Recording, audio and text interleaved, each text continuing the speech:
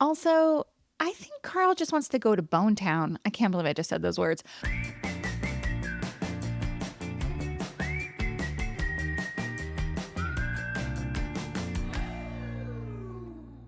Welcome to Last of the Party, a Bravo rewatch podcast. I'm Megan, fashionably late to all things Bravo, but making up for last time. I'm Wendy. I'm an OG Bravo superfan who's seen it all, like, let's be honest, probably 15 times. Hey, while you're listening or after you're listening, we'd love for you to check us out on Instagram. You can always email us too. We are lasttothepartypod@gmail.com if you have thoughts on these episodes or on Summer House or just want to talk about Carl Radke or whomever. We're here. We're waiting for your emails. We would love to hear from you. Today we are discussing Season 1, Episode 3, Flirting with Disaster. Previously on, we have lots of drama brewing in the house. We ended last episode with Everett and Kyle having a splash fight in the hot tubs. And it also feels like Lauren and Carl are headed straight toward disaster. Is there an episode synopsis? There sure is. After their epic meltdown in the hot tub, Kyle confronts perfect couple Everett and Lindsay for disrupting his single summer. Speaking of single, new house guest Jaclyn raises eyebrows with her southern sensibility or lack thereof. Meanwhile, Carl gets caught in a lie that threatens his new relationship with Lauren. Megan, why don't you tell everybody what your first impression is of episode 3? Well, for me, don't get mad, but this is the episode where everyone's likability took a hit. It's temporary, but there were a lot of annoying choices in this episode. For one, I hated the way the dudes laughed on their boating trip. Oh, we're going to talk about it. I hated when Captain Jason said, "Who's the Fruit Loop?" to Steven. Terrible. I hated the makeup between Lindsay and Everett. And I really need to see Lindsay in a healthy relationship because I haven't yet seen one on screen and it's stressing me out. Wendy, what is your first impression of this episode? Well, to piggyback on Lindsay and Everett, this stood out immediately. Their foundation of love, fight, and make-up cycle. This is not made to last. It is headed for disaster. Woof, woof, woof. Indeed. Agree. So who are you watching this week?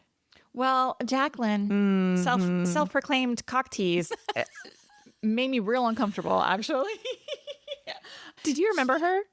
I do remember her. I mean, she's only like in maybe a few episodes in season 1. She never returns after this. I mean, after season She came 1. to serve a purpose. This is what makes me uncomfortable, though, is that Kyle invites her, but then like she and Carl are like vibing. And then Kyle goes into her bedroom like that late night and is like, seems to be kind of flirting with her, but then she denies him and then he goes and calls Amanda. Oh, gosh. Mm-hmm. What? Yeah. What? Terrible decisions. Yeah, Jaclyn joining the house, the vibe shifts notably. And the Workus twins, in my opinion, clearly don't like her, but they're backwards complimenting her all the live long day. They're like, she's a guy's girl in her words, and she doesn't like to hang with girls, which, it's a red flag when someone says they don't get along with girls, because it's one thing to be like more comfortable with guys and the things they like.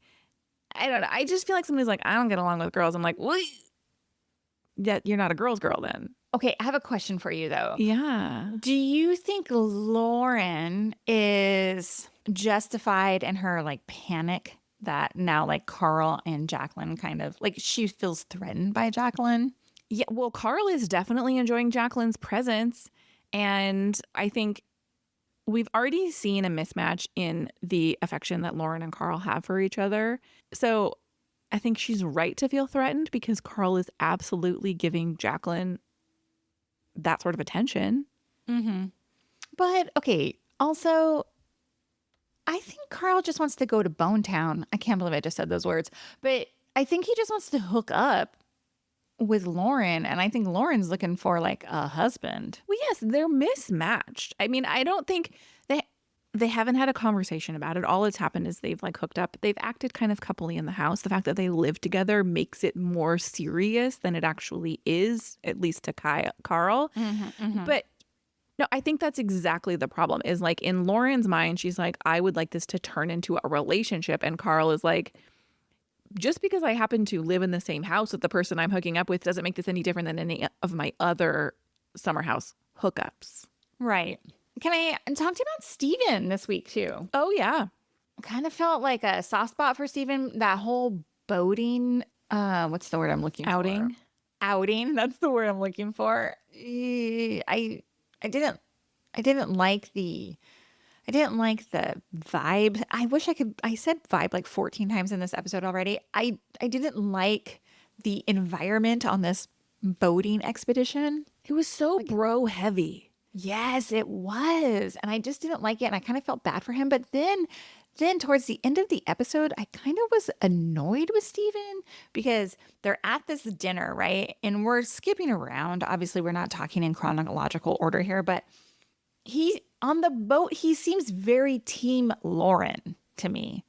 But then at the end of the episode, he seems very like he doesn't say anything. He doesn't like support Lauren at all.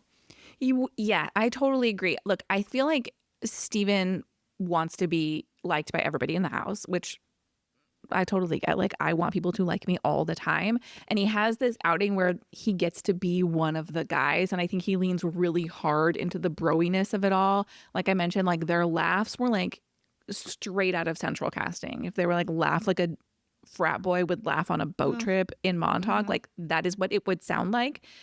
And I feel like he got a taste of like being on Team Carl and being one of the cool guys. And then, you know, Carl is texting him secret information that he wasn't texting Lauren. And now Steven's like, oh shit, like I have to pick a side.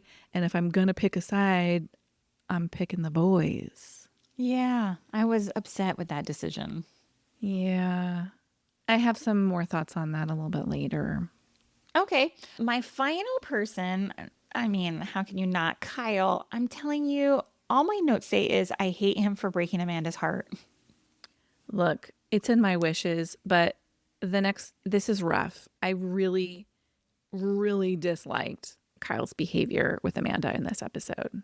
Me too. We'll talk about it in the wishes. All right, moving on. Let's talk what we liked. Yes.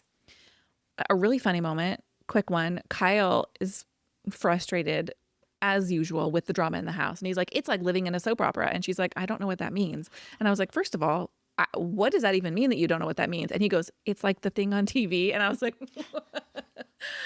I couldn't, they don't clarify, but I was like, did Lindsay mean that she doesn't know what a soap opera is? Or she didn't understand why Kyle felt that way about their situation? But when Kyle says it's the thing on TV, dead. Good question. Good question. Yeah, I'm like, okay, wait, how old are these people? They're in their 30. Well, how old are they at this point? Kyle's in his 30s. Maybe he's 30.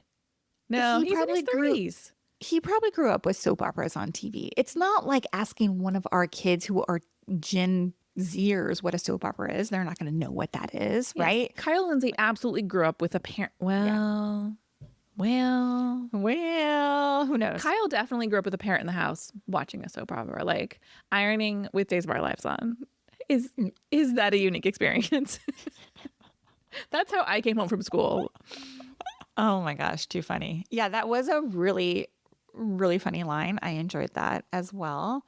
You know what? Something I liked in this episode is Christina was absent. I forgot she was even a cast member. That is so funny because my notes say I didn't even realize Christina wasn't at the house until Lindsay comments on how nice it is without Christina. I don't mean to be like a Christina hater, but I am for some reason. You know, that changes for me next episode. Spoiler alert. Oh no. Oh no. It's temporary. But another really funny line though is Kyle is on the prowl at the bar and once again talks about being single in the summer house. And he's like, do you go to a buffet on a diet? Oh my gosh. I don't know if I even caught that line. Do you go to a buffet on a diet? Oh, Carl. Oh, Carl. It was Kyle. I like Kyle said it. Oh God. Oh yeah, you're right. Okay. I liked at the end when Lauren was like losing her mind at the dinner table because she was trying to get Steven to like say certain things, right? And she's like, I'm going to fucking blow, right? Yeah. And it's funny to watch the other people at the dinner table, and I don't know if this is like I don't want to say like a regional thing, but sometimes like there are certain topics not discussed at a dinner table, right? And I feel like that's the angle that was being made there. Like they weren't going to talk about the relationship drama. Yeah, like we are out to a nice dinner right now. We are not going to disrupt our nice dinner with this relationship drama. These are not things to be discussed at a dinner table right now. And so that's just such an interesting take to me.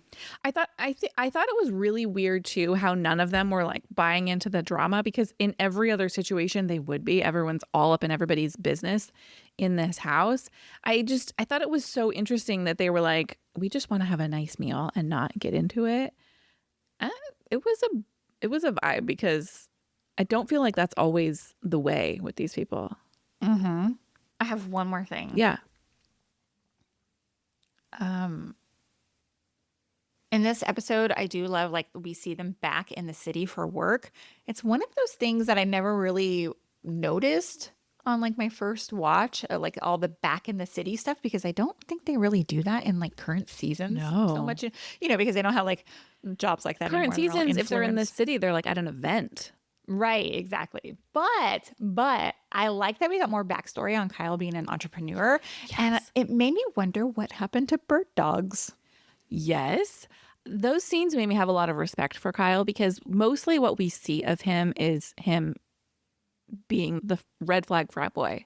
He is drunk all the time, partying. But every time I see that, I'm like, well, he is a business dude. Like, as much as he's a little bit douchey, I'm going to say it at times, he's hustling.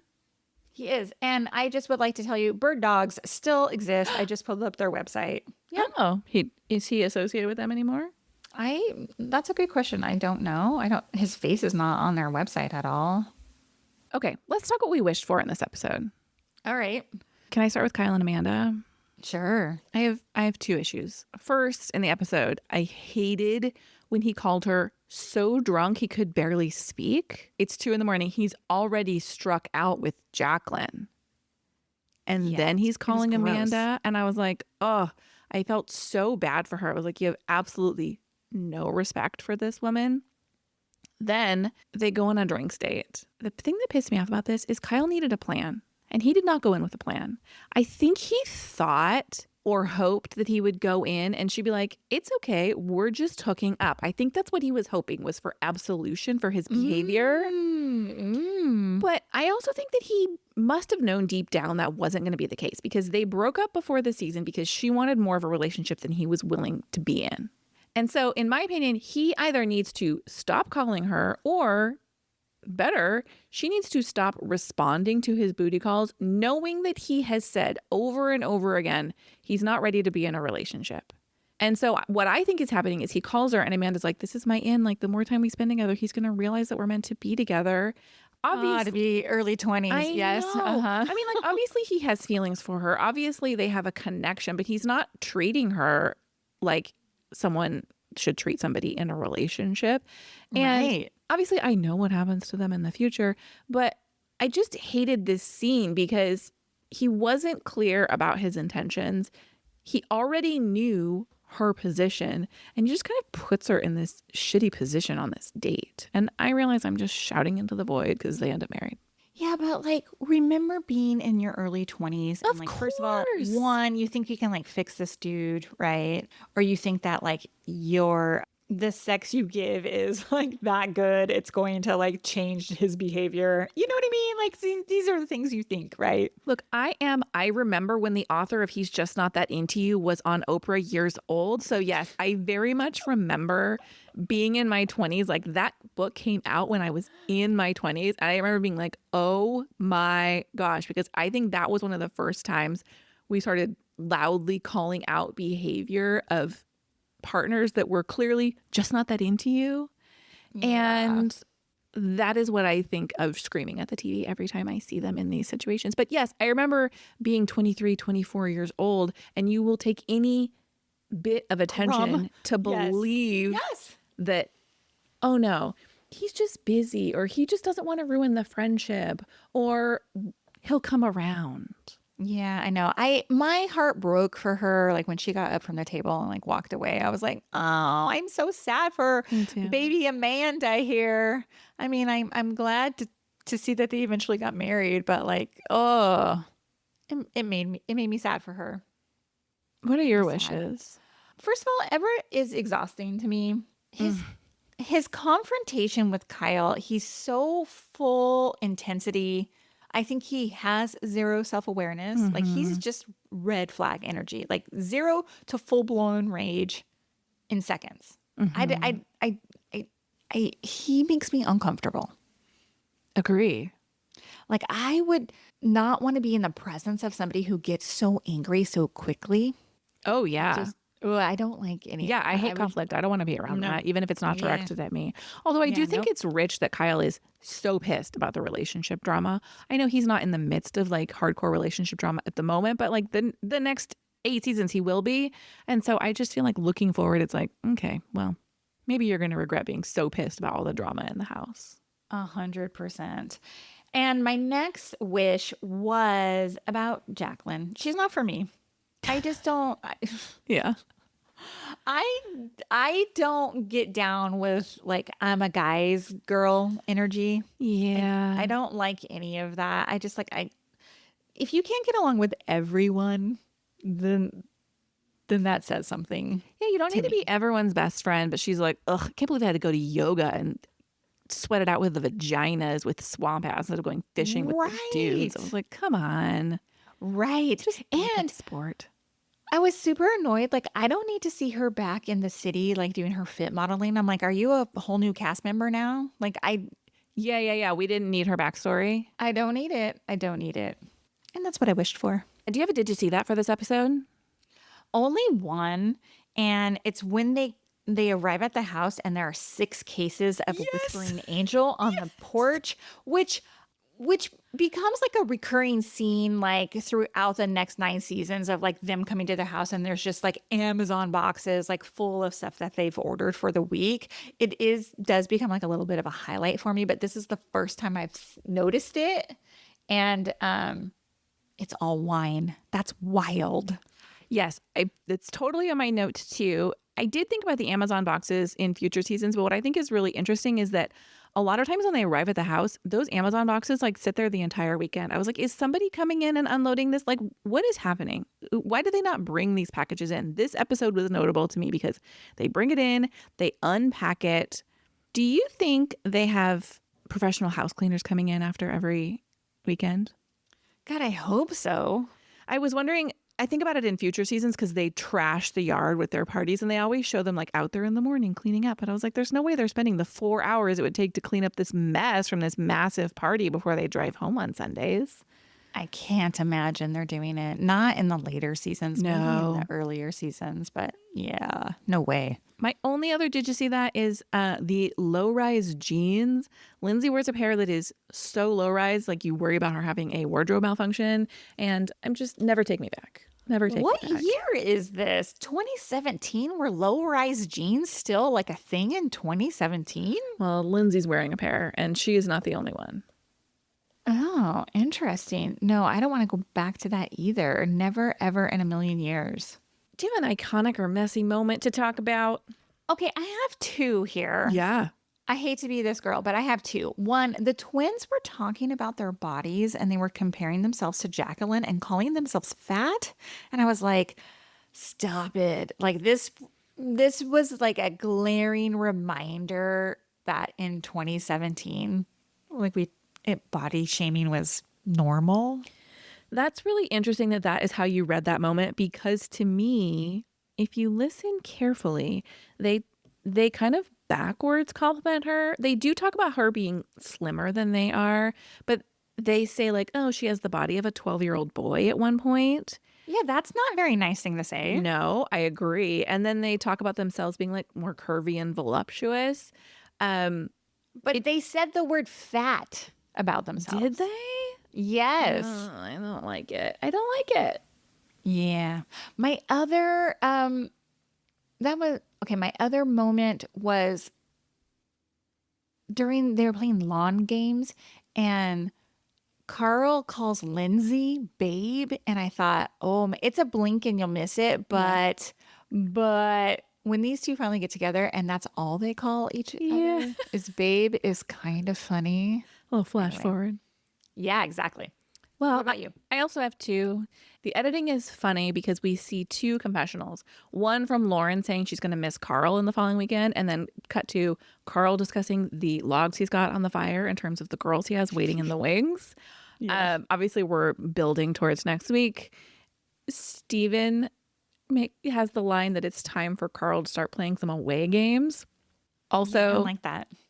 Meaning like he needs to fuck around outside of the house, basically. Yes. Yeah. And then we have the Steven wedding photo fiasco, the Carl, Steven, Lauren wedding photo fiasco. Now, in my opinion, it is not a problem that Carl took a date to a wedding. Carl is a dumbass and should have just said, yeah, I'm taking a date. Like they weren't, when she learns about the wedding, they're not dating. Like they had hooked up one time. It's perfectly reasonable for this wedding that was pre-planned for him to have plans to take a date.